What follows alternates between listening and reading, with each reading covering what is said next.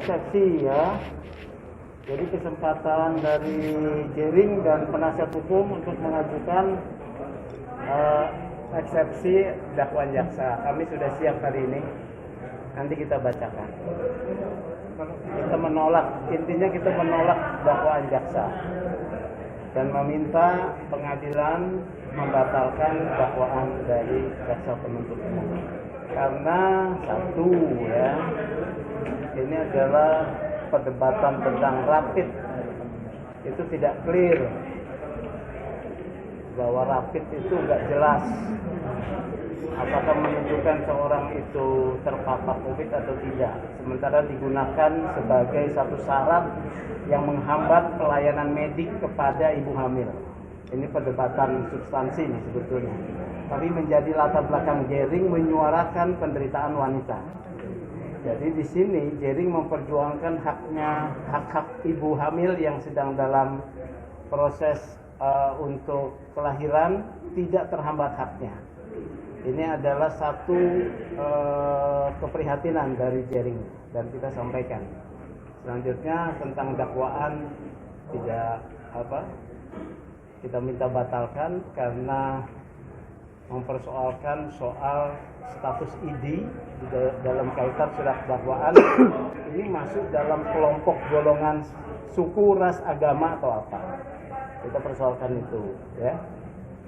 Karena ID itu adalah organisasi, bukan satu kelompok person yang mewakili suku, ras, dan agama. Poinnya seperti itulah.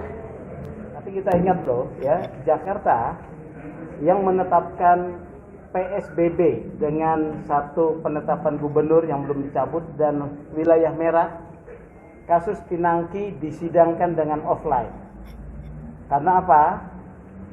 Dalam perkara pidana dan sama kasus Pinangki, Jering atau seorang pencuri ayam sekalipun, masalah pembuktian pidana itu adalah masalah yang sangat harus membutuhkan kecermatan, presisi. Kita berkali-kali sidang, suara terputus, mic kemudian tidak tajam, ya ini problem. Oleh karena itu nanti kami akan minta lagi kepada majelis melihat kasus Pinangki yang Jakarta sudah ditetapkan sebagai zona merah dan gubernur menetapkan PSBB, ya itu disidangkan dengan offline. Bagi kawan-kawan yang ingin mendukung kegiatan berbagi pangan gratis untuk warga yang membutuhkan, karena saat ini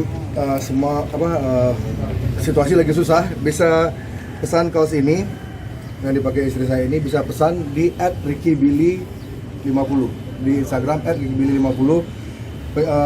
Untuk hasilnya akan digunakan untuk pembagian pangan gratis di Twice Bar yang sudah kami lakukan sejak 4 Juni 2020 setiap hari sampai detik ini, meskipun saya di penjara. Terima kasih. Hasil sidang silakan nilai sendiri, bisa cek di channel